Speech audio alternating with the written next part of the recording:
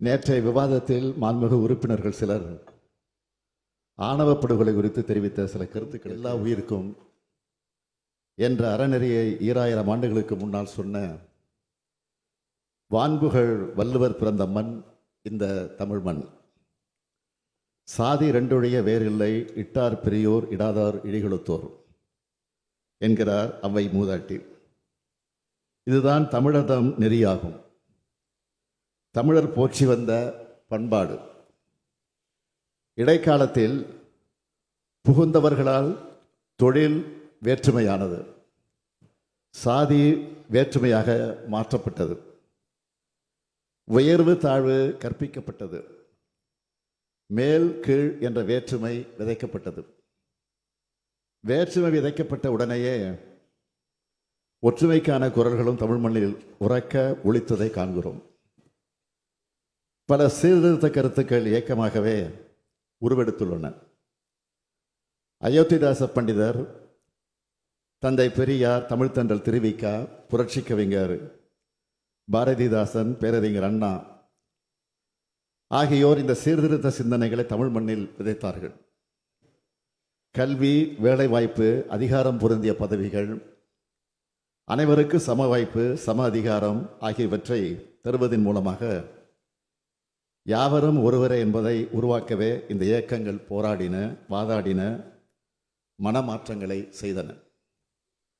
சாதிக்கு, மதத்துக்கு தரப்பட்ட முக்கியத்துவத்தை தமிழ் மொழிக்கு, தமிழ் இனத்துக்கு தரும் சிந்தனையை திராவிட இயக்கம், தனித்தமிழ் இயக்கங்கள் விதைத்தன. இனமும் மொழியும் நமது அடையாளங்களாக மாற்றியது இதன் சாதனைகள். சீர்திருத்த கருத்துக்களை பரப்புரை செய்து வந்த அதே காலகட்டத்தில் அதற்கான சட்டங்களையும் திட்டங்களையும் கொண்டு வந்து சமூக சீர்திருத்த ஆட்சியை தமிழக தலைவர் கலைஞர் அவர்கள் நடத்தினார்கள். அதன் வழித்தடத்தில் திராவிட மாடல் ஆட்சியை நாங்கள் நெஞ்சு நிமிர்த்தி நடத்தி வருகிறோம். அனைத்து சாதியினரையும் அர்ச்சகராக்கி இருக்கிறோம். பெரியார் பிறந்த நாளிலும் அம்பேத்கர் பிறந்த நாளிலும் இந்த நாடே உறுதிமொழி எடுக்கிறது. இவர்கள் பிறந்த நாளில் அனைவரும் சமூக நீதி, சமநீதி உறுதிமொழி எடுப்பது சாதாரணமான சாதனை அல்ல. தமிழ்நாடு சட்டப்பேரவை இதே அவையில் 29/4/2025 அன்று உரையாற்றிய போது ஆதிக்கத்தின் அடையாளமாகவும் தீண்டாமைக்கான குறியீடாகவும் வகை சொல்லாகவும் இருக்கக்கூடிய காலனி என்ற சொல்லை நீக்குவோம் என்று நான் அறிவித்தேன். பள்ளி, கல்லூரி விடுதிகளில் சாதி அடையாளங்கள் இருக்கக்கூடாது என்பதற்காக அவற்றை சமூக நீதி விடுதிகளாக பெயர் மாற்றி இருக்கிறோம். மாண்புமிகு பேரவைத் தலைவர் அவர்களே, மாண்புமிகு இந்திய பிரதமர் அவர்களை சமீபத்தில் நேரில் சந்தித்து முக்கியமான ஒரு கோரிக்கையை நான் வைத்தேன். ஆதி திராவிடர் மற்றும் பழங்குடியினர் பட்டியலில் உள்ள சாதி பெயரில் இறுதி எழுத்தில் முடிவடையும் இன் என்பதற்கு பதிலாக இர் என விகுதி மாற்றம் செய்து அந்த சமூக மக்களுக்கு உரிய மரியாதை கிடைக்க வழி செய்யும் வண்ணம் ஒன்றிய அரசு உரிய சட்டம் இயற்ற விரைவில் நடவடிக்கை மேற்கொள்ள வேண்டும் என்பதுதான் அந்த கோரிக்கை. சமூக நீதி, சமத்துவம், சகோதரத்துவம், பொது உடைமை, பொது உரிமை, கல்வி உரிமை, அதிகார உரிமை ஆகிய கொள்கைகள்தான் வேற்றுமையை, பகைமையை விரட்டும். அதனைத்தான் நாங்கள் செய்து வருகிறோம். இதன் மூலமாகத்தான் சமத்துவம் கொண்ட சமுதாயத்தை உருவாக்க முடியும். ஆனால் இத்தகைய சூழலில் நாட்டில் நடைபெறும் சில சம்பவங்கள் நமது மனதை வேதனையடைய வைத்துள்ளன. இதற்காகவா நமது தலைவர்கள் போராடினார்கள்? நாம் போராடி வருகிறோம் என்ற வேதனை ஏற்படுகிறது. உலகம் அறிவுமயமாகி வருகிறது, ஆனால் அன்புமயமாவதை அது தடுக்கிறது என்பதுதான் இந்த சீர்திருத்த எண்ணம் கொண்டவர்களை வாட்டி வருகிறது. உலகம் முழுக்க பரவி அறிவினால் மதிக்கப்பட்டு வரும் நம் தமிழ் சமுதாயம் உள்ளூரில் சண்டை போட்டுக் கொள்வது என்ன நியாயம் என்பதுதான் நம்மை வருத்தும் கேள்வியாக அமைந்திருக்கிறது. எதன் காரணமாகவும் ஒருவரை மற்றவர் கொள்வதை நாகரிக சமுதாயத்தால் ஏற்க முடியாது. கொள்வதை மட்டுமல்ல, பகைப்பதை, சண்டை போட்டுக் கொள்வதை, அவமானப்படுவதை, என எதையும் பண்பட்ட வளர்ச்சியுற்ற ஒரு சமுதாயத்தால் ஏற்றுக்கொள்ள முடியாது. அவ்வப்போது ஏதேனும் ஒரு பகுதியில் நடந்துவிடும் ஒரு துயரமான சம்பவம் நம் நெஞ்சை உலுக்கி விடுகிறது. நம் சமுதாயத்தை தலைகுனிய செய்து விடுகிறது. பெண்கள் தங்கள் எதிர்கால வாழ்க்கையே தாங்களே தீர்மானிக்கும் உரிமையை பறிக்கும் ஆணாதிக்கமும் இந்த குற்ற செயல்களுக்கு பின்னால் ஒளிந்திருக்கிறது. இதற்கு ஒரு முற்றுப்புள்ளி வைத்தாக வேண்டும். இந்த வேதனையைத்தான் நேற்றைய தினம் நமது உறுப்பினர்கள் பலரும் வெளிப்படுத்தி காட்டியிருக்கிறீர்கள். ஆணவ படுகொலை தடுக்க வேண்டும், எப்படியாவது தடுக்க வேண்டும் என்று கோரிக்கை வைத்தீர்கள்.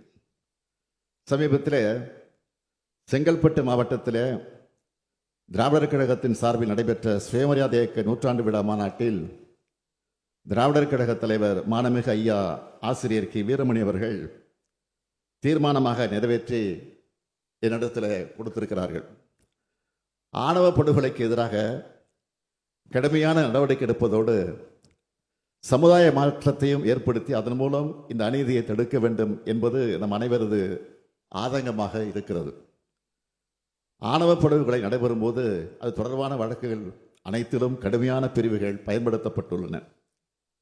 ஆனால் இப்படுகொலைக்கு சாதி மட்டுமே காரணம் அல்ல, இன்னும் பல காரணங்களும் இருக்கின்றன. எதன் பொருட்டு நடந்தாலும் கொலை கொலைதான். அதற்கான தண்டனைகள் மிக மிக கடுமையாக தரப்பட்டு வருகின்றன. சம்பந்தப்பட்ட குற்றவாளிகள் உடனடியாக குண்டர் தடுப்பு சட்டம் உள்ளிட்ட கடுமையான நடவடிக்கை எடுக்கப்பட்டு கைது செய்யப்பட்டிருக்கிறார்கள்.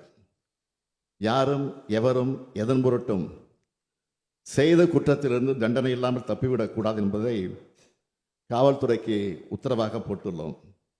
எனவே சட்டம் தன்னுடைய கடமையை செய்கிறது. அதே நேரத்தில் இக்கொடூரமான சிந்தனைக்கு எதிரான விழிப்புணர்வு பரப்புரையை சமூக சீர்திருத்த இயக்கங்கள் மட்டுமல்ல, அரசியல் இயக்கங்களும் பொதுநல அமைப்புகளும் செய்ய வேண்டும் என்பதை என்னுடைய வேண்டுகோளாக வைக்க விரும்புகிறேன். நாகரிக சமுதாயத்தின் அடையாளம் என்பது பொருளாதார மேம்பாடு மட்டுமல்ல, சமூக சிந்தனையில் மேம்பாடு என்பதை உணர்த்துவதாக இப்பரப்புரைகள் இருக்க வேண்டும். சமுதாயத்தில் சாதி வேற்றுமைக்கு எதிராக, ஆதிக்க மனப்பான்மைக்கு எதிராக அனைவரும் பேச வேண்டும். மனிதர்களுக்குள் ஏற்றத்தாழ்வுகள் ஏதும் இல்லை, அனைவரும் சமம். பாலின சமத்துவமும் வளர்ச்சி பெற்ற ஒரு சமுதாயத்திற்கு ஒரு அடையாளம் என்றார் பகுத்தறி பகலவன் தந்தை பெரியார் அவர்கள். அனைத்து விதமான ஆதிக்க மனப்பான்மைக்கும் முற்றுப்புள்ளி வைத்தாக வேண்டும். ஆதிக்க எதிர்ப்பும் சமத்துவ சிந்தனையும் கொண்ட சுயமரியாதையையும் அன்பும் சூழ்ந்த மானுடத்தை உருவாக்குவதற்கான பரப்புரையை ஒரு இயக்கமாக முன்னெடுத்து செல்ல வேண்டியது நம் அனைவரின் கடமை. சீர்திருத்த பரப்புரையும் குற்றத்திற்கான தண்டனையும் வாழும் கேடயமாக முன்னெடுக்கப்பட வேண்டும். இது குறித்து தேவையான பரிந்துரைகள் அளிப்பதற்காக ஓய்வு பெற்ற உயர்நீதிமன்ற நீதிபதி திரு KN பாஷா அவர்கள் தலைமையில் சட்ட வல்லுநர்கள், முற்போக்கு சிந்தனையாளர்கள், மானுடவியல் அறிஞர்களை கொண்ட ஒரு ஆணையம் அமைக்கப்படும் என்பதை என்னுடைய முக்கியமான அறிவிப்பாக இம்மாமன்றத்தில் அறிவிக்கிறேன். இந்த ஆணையம் அரசியல் இயக்கங்கள், சட்ட வல்லுநர்கள், சமூக செயல்பாட்டாளர்கள், பாதிக்கப்பட்ட மக்கள் என அனைத்து தரப்பினர் கருத்துக்களையும் பெற்று இப்பொருள் குறித்து உரிய பரிந்துரைகளை வழங்கும். அதன் அடிப்படையில் தமிழ்நாடு அரசு ஆணவ படுகொலை தடுக்கும் நோக்கில் உரிய சட்டமேற்ற தேவையான நடவடிக்கைகள் எடுக்கும் என்று உறுதியளித்து அமைகிறேன். விவாதம்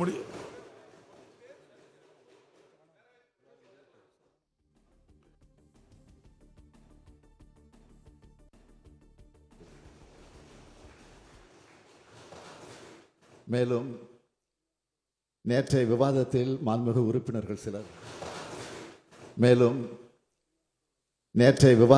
மாண்புமிகு உறுப்பினர்கள் சிலர் ஆணவ படுகொலை குறித்து தெரிவித்த சில கருத்துக்களுக்கு நான் இப்பேரவைக்கு தங்கள் வாயிலாக பதிலளிக்க விரும்புகிறேன். பிறப்புக்கும் எல்லா உயிருக்கும் என்ற அறநெறியை 2000 ஆண்டுகளுக்கு முன்னால் சொன்ன வான்புகழ் வள்ளுவர் பிறந்த மண் இந்த தமிழ் மண்.